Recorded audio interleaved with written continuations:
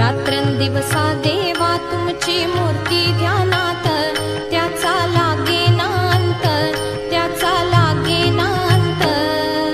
स्वप्नात आले माझ्या गुरुदेव दत्त, स्वप्नात आले माझ्या गुरुदेव दत्त.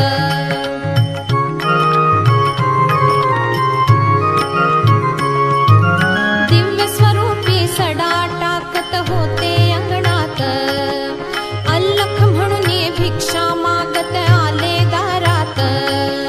दिव्य स्वरूपी सडा टाकत होते